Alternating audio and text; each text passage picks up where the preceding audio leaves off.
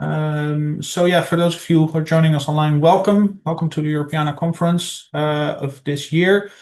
You're joining an online-only session, and you're joining the session on heritage conservation and preservation through digital tools. This is an online session, so there will be a chat, and there will be any questions you ask them through the chat, and we will get through them and get them to our speakers. For as long as we have time for questions and answers. We are going to hear about two inspiring stories, I would say, about preserving cultural heritage that is at risk. We will cover all sorts of things, hardware, software, training, and we move around the world a little bit, I think, from Africa to the Middle East, but also closer to home, Ukraine. Before we get started, please allow me to remind you of our inclusive conversation and collaboration guidelines. Please discuss with respect. We ask all our participants to listen, learn, respect points of views, own up to any errors you make, and do not hesitate to identify when a boundary has been crossed. We also encourage you to share your views on social media. These are the hashtags that we would like you to use, so please share that. And I think, without any further ado, let's go to our first speaker. So while she sets up her screen, so I'm going to hand over to her. And while she does that, I will introduce her. Oh, and I should stop sharing. How do I do that? Stop sharing. There's the button. So yeah, please, Jitka, take over from me. Yeah. Sorry. So we're going to listen first to Jitka Neoralova, which I am not sure I'm pronouncing it correct, but that is my my fault if it is so. She is from the Czech Republic. She has a master's in museology and has been working on paper restoration for a long time in various institutions since 2000, and is now a researcher at the National Library of the Czech Republic for a bit over 10 years now, and you're actually leading the department now, I understand. So since 5 years. And you're going to talk to us about rescuing library collections and then subsequently digitizing them using mobile units that you have, Ark I and Ark II. Yeah, please tell us about they help conserve written cultural heritage. Thank you for introduction. I would like to introduce you to the Czech Republic's project to save written culture heritage in Ukraine. The cultural heritage is key to preserving the national identity and is therefore being deliberately destroyed. The number of intentionally damaged culture monuments, historical collection, and culture institutions increasing every day. This is not only the destruction of the cultural heritage of the Ukrainian nation, but also the destruction of the integral part of the history of our civilization in general. We are talking about a mobile workplace for saving a physical documents, but how does it relate to digitization? We must perceive the preservation of the written cultural heritage in a broader context. It is always an effort to save a physical document, either by the direct treatment of or appropriate storage. However, the document is still at risk of destruction or natural decay. The preservation of documents is its digitization and permanent preservation of text information, at least in digital form. However, it is always necessary to prepare, clean, or repair documents for digitization. That is why Ark I was created first, where books and documents will be treated, their physical condition stabilized, and they will be better prepared for digitization, which will be carried out in the mobile unit Ark II. Completed project Ark I was initiated by the Ministry of Culture of the Czech Republic and implemented by the National Library of the Czech Republic with the support of the International Council of Museums, ICOM. Funding was provided by private donors from a number of Czech companies, such as Karel Komárek Family Foundation, MMD, and Libor Winkler and his friend. The container was converted for the purpose of the conservation workplace by the Military Technical Institute.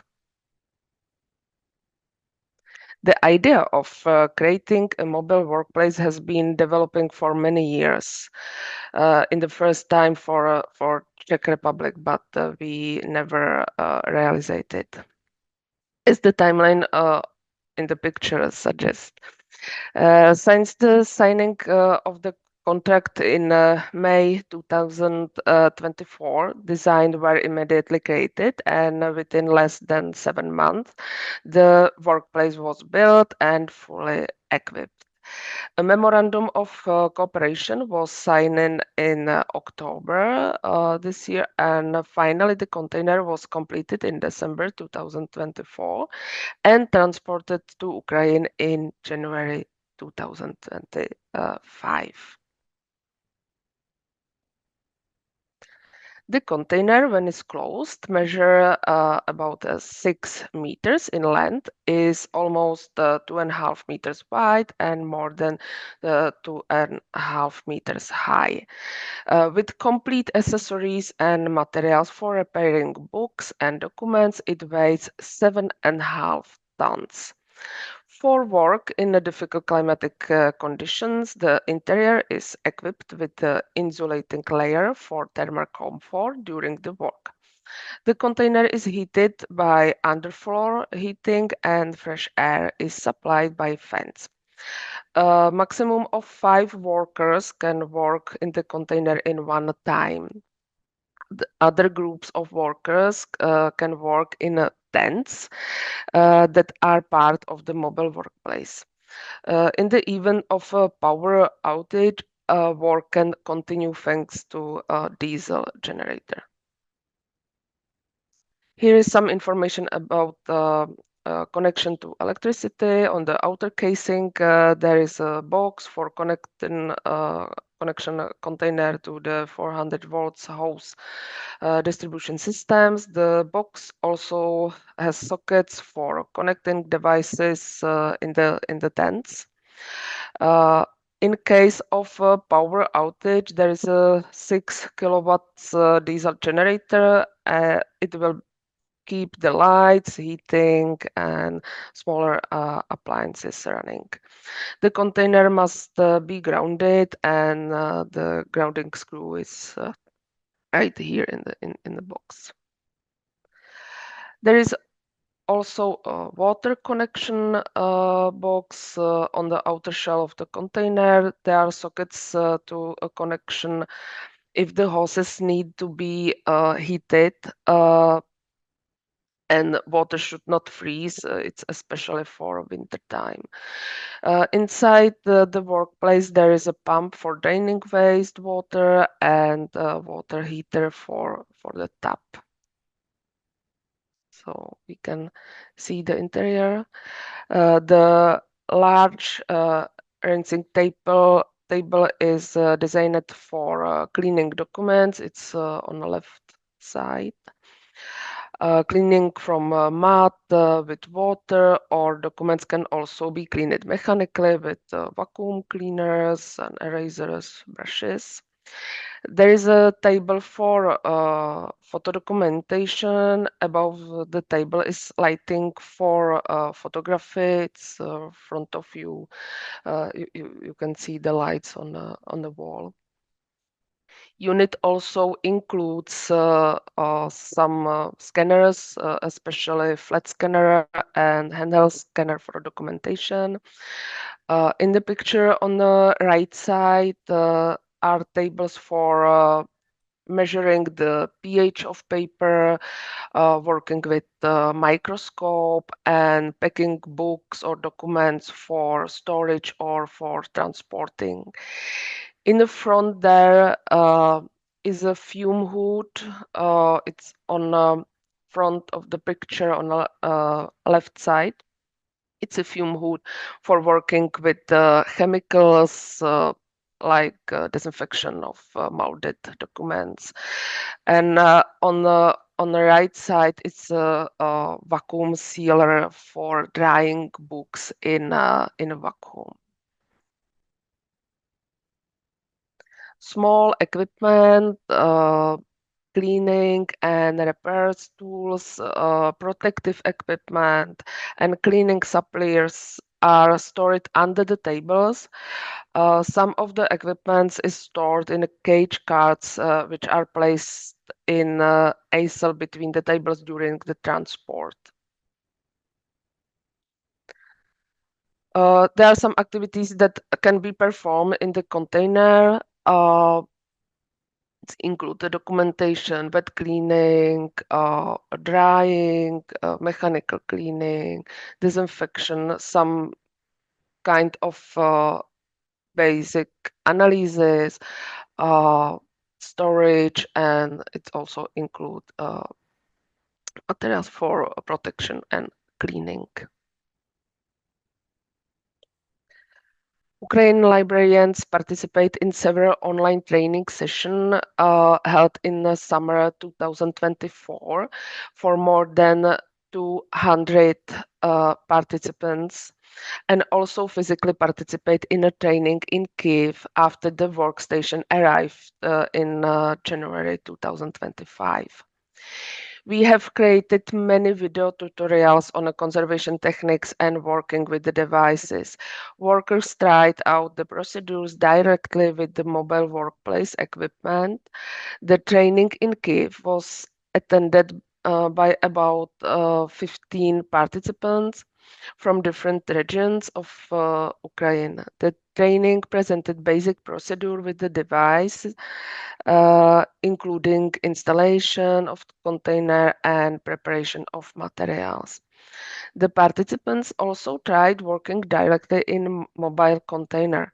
I appreciate their participation in this project and their efforts to protect the written culture heritage of Ukraine all the more.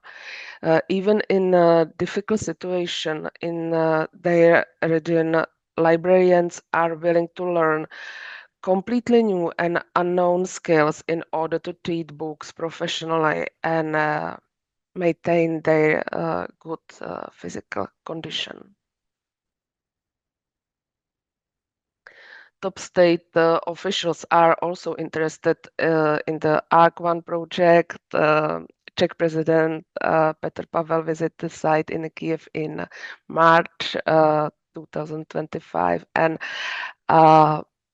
Ukraine's First Lady Olena Zelenska was introduced to the project during a visit to Prague in May. The National Museum in Prague is now building another mobile workstation for digitization of 3D historical collection items, Ark III. This May, another online training for librarians on selected conservation interventions took place, and internships in Czech institution for workers from Ukraine are being prepared. Funds are still being raised for construction of and finished the Ark II. So there are some information about the Ark II for digitization, the book and documents.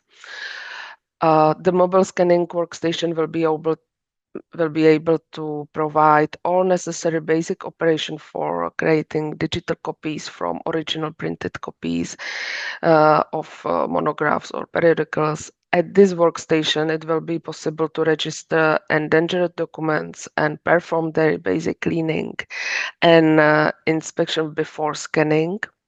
After scanning, basic post-processing of the created images will be performed, and the resulting data will be saved to a local data storage from where it will be transferred for storage on cloud on some other place. Detailed user documentation will be developed and training of selected operators will be carried out in the Czech Republic before the container is sent to Ukraine. The unit Ark II will consist of an ISO container. The adjustable legs will allow it to be set without the need for a crane, including precise leveling. The adjustable legs also allow for setting and define height above the terrain and protection against the flooding, for example.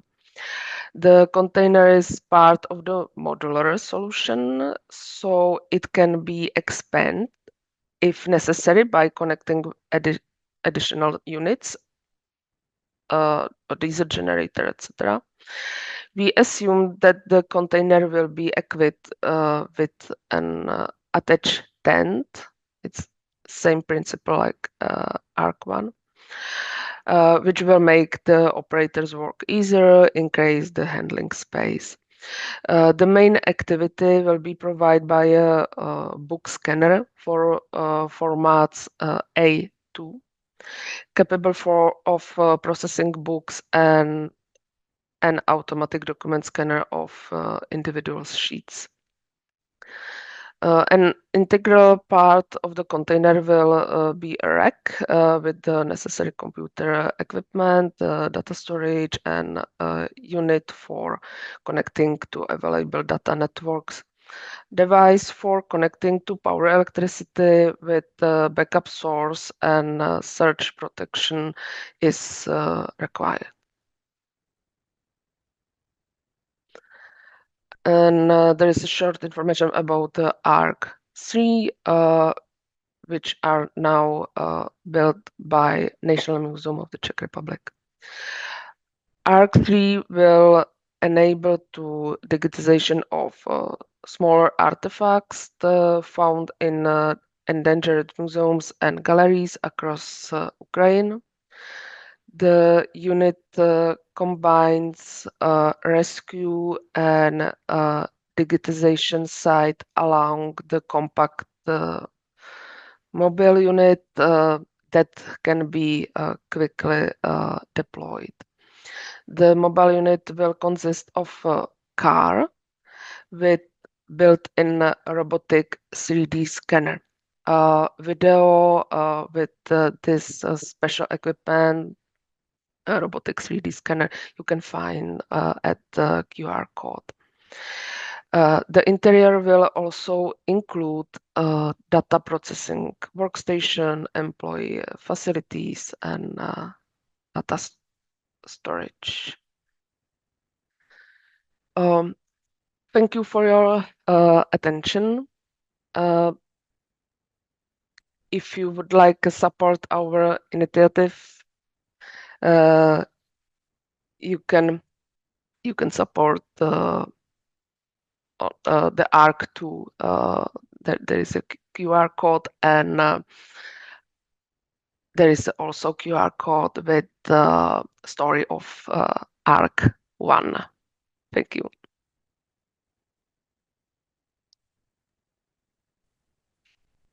Thank you, Jitka. It was wonderful to see. Are there any questions at this point? Not seeing anything appear at this point. I do have one. I found your timeline very interesting because I saw you already started conceiving this project back in 2007, right? What was the original purpose for it? Because, well, I hope you didn't know about the Ukraine war back then. We start with the plan of build the mobile unit after the big floods in the Czech Republic in 2002. In Czech Republic were some floods after this really huge floods. So we had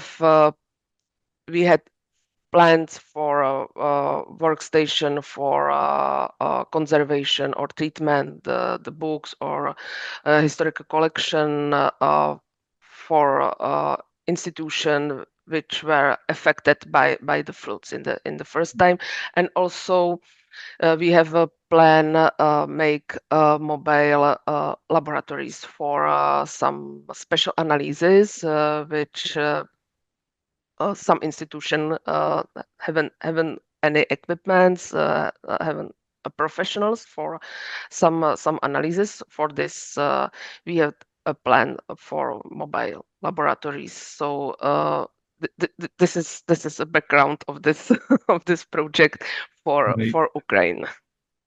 Okay, thanks. That's very clear. It's yeah. There's a question from Sam. He asks, how quickly and in what circumstances are you able to deploy after an emergency? I'm asking, for instance, about the ICCROM FAR app, which I'm not myself familiar with. Sorry about that. For damage and risk assessment in Ukraine. I'm not sure if I clearly understand. Okay. I think the question is how quickly, yeah, how quickly can you, and in what circumstances can you deploy after an emergency? So how long will it take you to get there? And are there any factors that might impact whether you can or cannot deploy? It's up to transportation of the units because you don't need any prepared on the place when you grounded the containers. So the time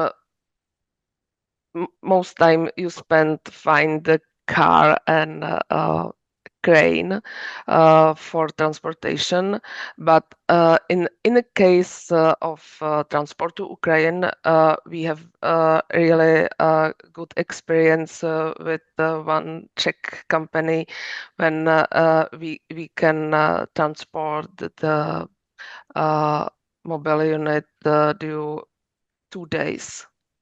Okay. Yeah. Thanks. Last question, I think, before we go to our next speaker. Question from Anna. She has a question. Well, apart from thanking you, she has a question about the implementation in crises.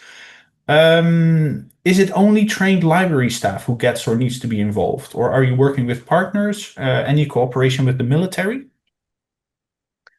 Yeah, I said the container was rebelled by the military because they have experience with building these containers for armies. So for this we cooperate with them. Mm-hmm. But no, we also speak some European groups who has similar mobile units for first aid for historical collection after the floods. For example, in Germany, in Cologne. Right. Okay. Yeah, I hope, Anna, that answered your question. Thank you, Jitka, for this wonderful initiative. People have been praising it in the chat, I can see. So that is, I think that is heartfelt. So thank you. Then we have 20 minutes for our next speaker, who is, and again, I hope I'm pronouncing it right, Maria Kagkelidou.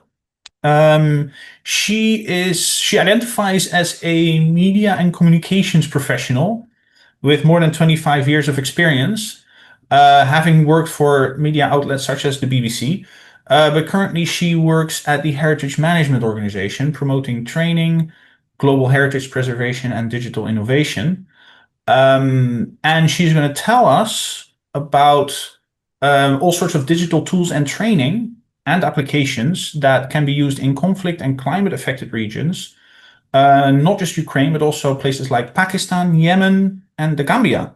So please, Maria, the floor is yours. Hi there. So as Jochen said very kindly, I do work for the Heritage Management Organization.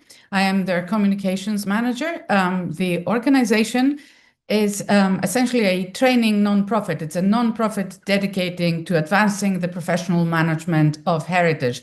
And we do that by upskilling ecosystems, and we do that by training heritage professionals and giving them the knowledge and the skills they need to manage their heritage. So far, we've trained about 4,000 people, actually over 4,000 people in over 100 countries in the world, in many continents, Europe, Africa, the Middle East, and South Asia.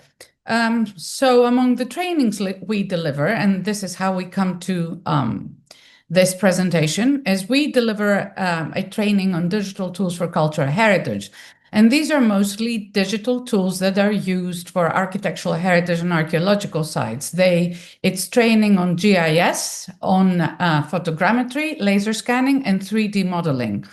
And we do this training we give training in the shape of a summer field school, which takes place every year here in Greece, or we also deliver training for an academic certificate. Both happen in cooperation with Hogent. And we've deployed this type of training around the world in many instances. So first, I want to have a quick chat about why digital tools matter and 3D modeling. They matter because there's many threats to global heritage. We've seen threats from armed conflict that Jitka was just talking about in Ukraine, from climate change, but also in many places in the world. Excellent. Okay, wonderful. So why do digital? I'm going to show you, first of all, a photo of the people in one of our summer schools, because I quite like to show that we have a good time before we get into the heavier stuff. So digital tools matter because there is many global threats to heritage, from armed conflict to climate change to very rapid urban development to neglect and lack of resources. And they offer very powerful solutions. Technologies such as 3D modeling, photogrammetry, laser scanning, and more are transforming how we record, how we conserve, and how we interpret heritage. And digital documentation really helps us future-proof cultural memory. But it also helps us expand accessibility to cultural heritage and also expand its appeal and inclusion of different populations' cultural heritage. I mean, we've got a digital first generation. So for heritage professionals, particularly in fragile contexts, access to digital tools is really essential, as is access to training. So I'm going to go back to Ukraine here. And I'm going to start presenting a series of initiatives we're involved in around the globe that make use of digital tools, and in particular 3D modeling, to conserve, to reuse, and to expand the reach of heritage. The first one is in Ukraine. It's called Architectural Heritage in Times of War. I know we have an upcoming panel about heritage in times of war. This is a project about the Ukrainian model that we just completed with the Kharkiv School of Architecture, a SME called Skiran that deals with 3D modeling and heritage digitization, mainly of architectural heritage, and was funded by the Embassy of the United States in Kyiv. I have to say here that our partner, the Kharkiv School of Architecture, had to be temporarily moved to Lviv because Kharkiv is a city on the front lines of Ukraine. Now, why was this project useful and what it is all about? So this is a project to essentially train architecture students and their teachers in 3D modeling of architectural heritage in Ukraine. And why is it important? Well, I'll show you here two photos of the library in Chernihiv. Now, this is a small library. It's a 19th century building. It was long used as a museum, first as a museum of Ukrainian history. It was the only such museum, I understand, before the Russian Revolution. And in 1978, it was turned into a library. It's a wonderful building, as you can see on top. But unfortunately, as you can see in the bottom image, it has been the victim of an attack by the Russian forces and has been destroyed to a large extent. Now, there is a 3D model of this building, but it's unfortunately a 3D model that was created in the last couple of years, and it's after its destruction. So the purpose of this project is to actually give architecture students and their tutors the skills to document architectural heritage in Ukraine and use it in the future for conservation purposes, to model conservation changes or to model climate change effects and so on, and to also make it accessible possibly to people from a distance that would never be able to access it. The project has almost been completed. It's already documented 7 out of 15 heritage sites. Some of them are the UNESCO buffer zone in Lviv. Actually, all the sites are in Lviv. And we also trained a series of teachers in digital documentation, so this project could have a lasting effect and help them then in the future train more students in how to create these 3D models. So this is the work in Ukraine. I don't have any examples of these 3D models available yet, but we will in the future. So if you follow us on social media, you will see some of these models. But I want to take us now to another area that has been affected, and that is in Pakistan. We have a project there called the Preservation of the Buddhist Rock Reliefs in the Swat Valley. Now, Buddhist, you say, we usually I connect Pakistan to another religion, to Islam. But in fact, Pakistan has a rich heritage of Buddhist reliefs, and they're mostly concentrated in the Swat Valley, that's in the borders with Afghanistan. And as a result, this heritage has faced a series of threats. It was, first of all, on the front line of conflict related to the Taliban. So in the late noughties, some of these Buddhist reliefs there, their 8th to 10th century Buddhist reliefs are very important, were damaged. It's also threatened by climate change and other threats faced by heritage around the world. But an added element here is that the local community, being mostly followers of Islam, didn't particularly feel very tied to this heritage. They thought it was maybe a bit foreign to them. So we partnered with the Directorate of Archaeology and Museums in the region, and we partnered with the Italian Institute for Archaeology in Pakistan, and we also partnered with Esanur Architects. And with funding from the British Council's Cultural Protection Fund, we had the opportunity to actually do a lot of work there to document these rock reliefs, to provide climate adaptation training, and to also provide training in 3D modeling, and also engage the local community. So the results of this project, we documented digitally 78 Buddhist rock reliefs. You can see one here, but if you use the QR code provided, you will be able to see all these models. They're all available online. We trained 30 local heritage stewards in digital documentation. 39 of these rock reliefs were in need of first aid on conservation, and they underwent this conservation.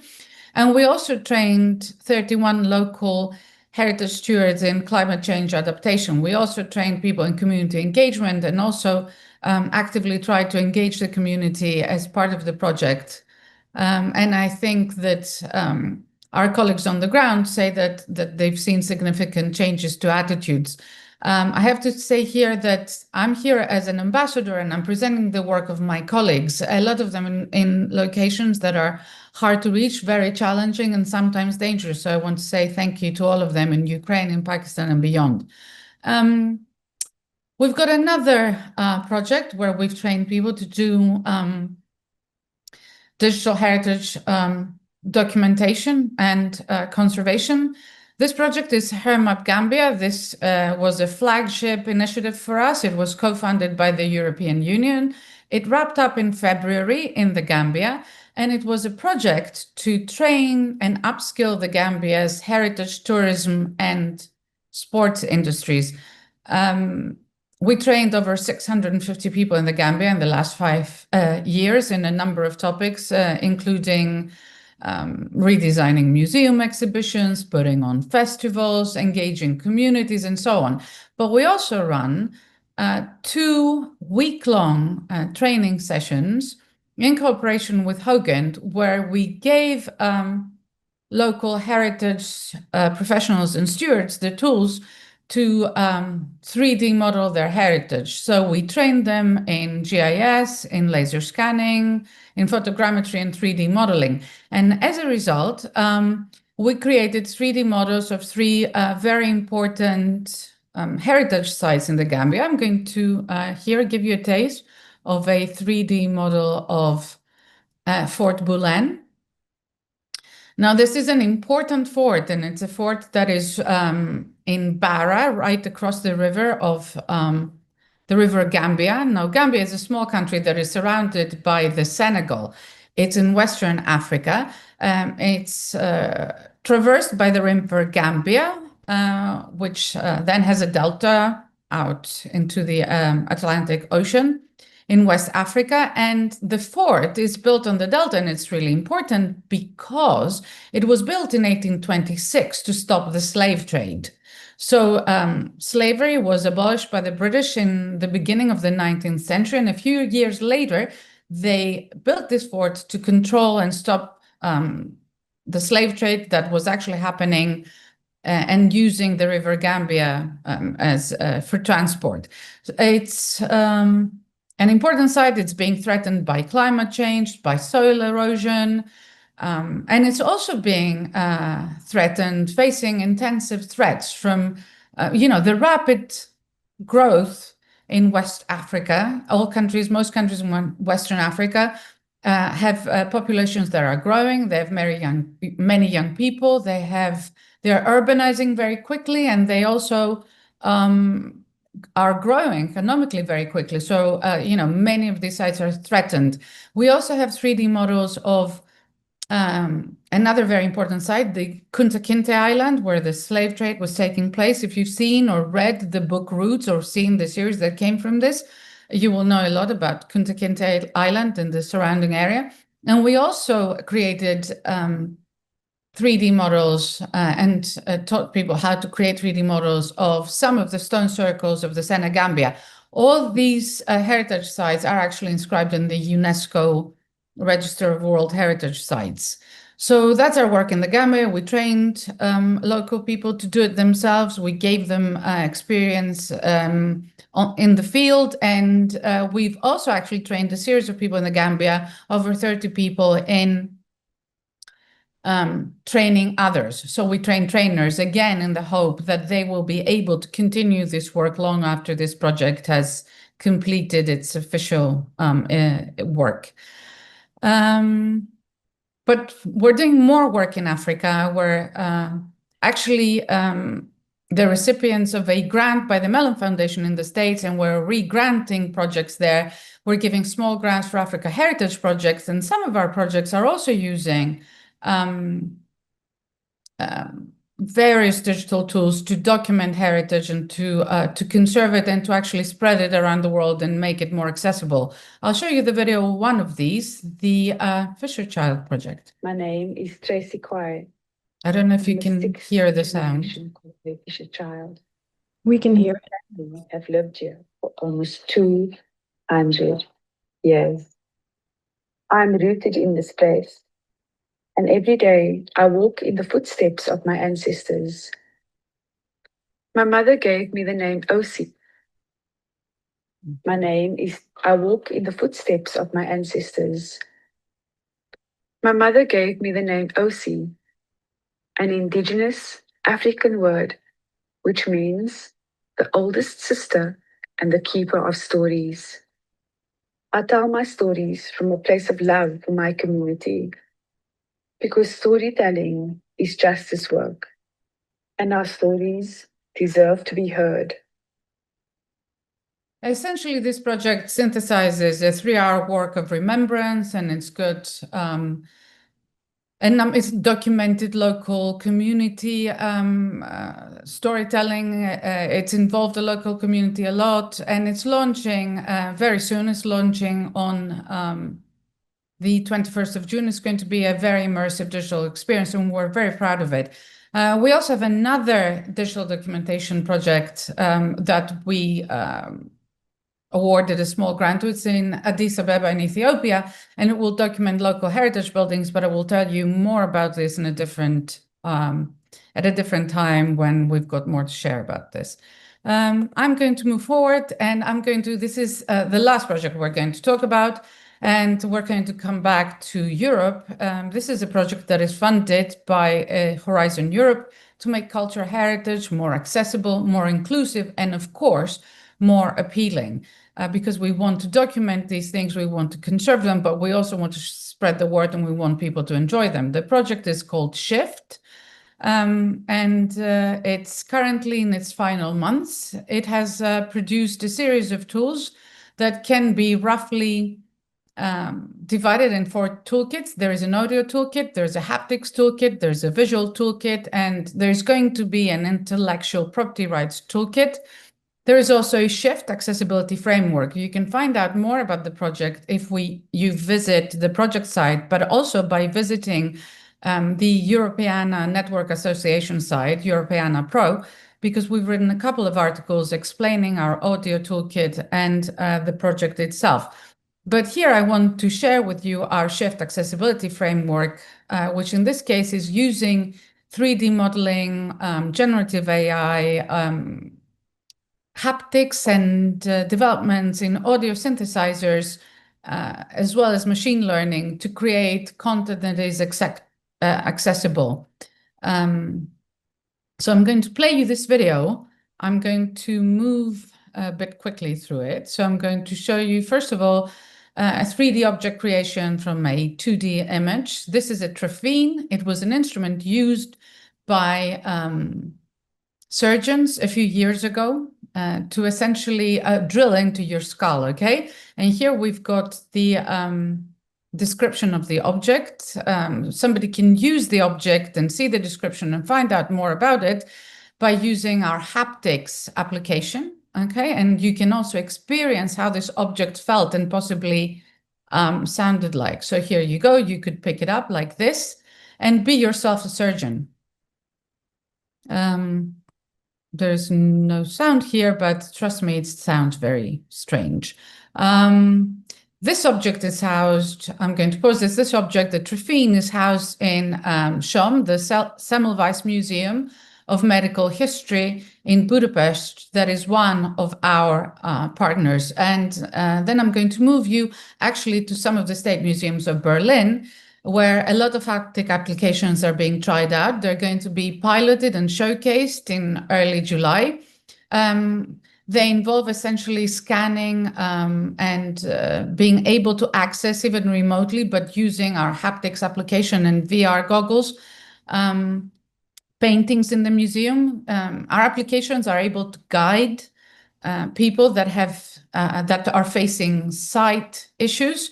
Through the project, they give a description of the painting. This is generated. This is generated using AI. It differs according to what type of audience you want to address.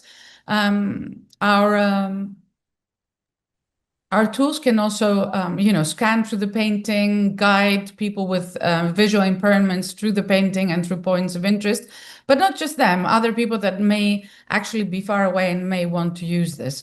We've got descriptions for children, descriptions for experts and other adults. I'm going to move forward. Yeah. I'm sorry, we're at time almost, so could you please wrap up? Yes, this is the last thing. We also have some audio and haptic feedback that assists navigation. I've said this. And the last thing I want to showcase is the Pergamon Museum. We've got here the temple there. We've got the reliefs. This is a large 3D model that makes it accessible. You can actually explore this. It's all going to be piloted next month in Berlin, so please join us. And this kind of concludes this presentation of ours. There's lots of challenges we can discuss later if you want. It's, heritage is being destroyed very fast in some areas. There are issues of connectivity and infrastructure. There are funding restrictions. Tariffs came into our lives, delivery restrictions, and of course, skills gaps, as well as issues with engaging local communities. And of course, data preservation, because there's no point creating these models and storing all this information if we can't preserve it for generations to come. So I'm going to leave it here, and maybe you've got some questions that I could possibly answer on these issues. Okay, thank you, Maria. If there are questions, you can put them in the chat, and even if you don't have time now, we'll be sure to bring you in touch later on. I think there's one more pertinent question here from Rashmi. He is basically asking, how can we get in touch with you? Yes. And if you just you can find us on our website, which is heritagemanagement.org, and you can find a lot of information about a lot of our projects. You can get in touch with me on LinkedIn, and you can also get in touch with me through Europeana, because you will find my details there. I'm a member of Europeana and a member of the Members Council of the European Network Association, and also the Communicators Group. So please feel free to find us. You can contact me anywhere and just drop me a line. Okay, thank you so much. I must apologize. I think I called Rashmi a he instead of a she, so that is not acceptable on my part. My apologies for that. I think we need to wrap up. People are, at least if you're in our time zone, ready for lunch.